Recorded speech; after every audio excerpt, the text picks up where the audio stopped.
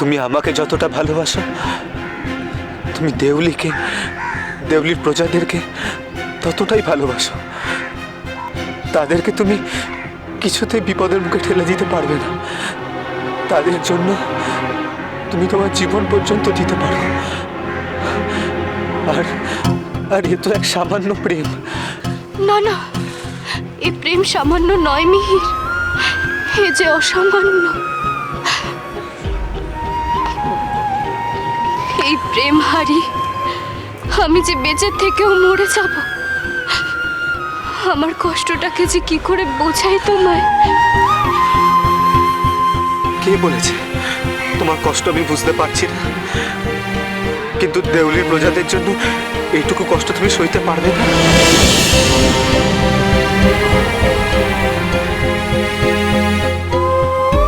না পারলে যে উপায় নেই কোনো। কিন্তু কোনো কিন্তু নয়। আমরা দুজনে এতটা স্বার্থপর নয় যে শুধু নিজেদের ভালোবাসার কথাই ভেবে যাব।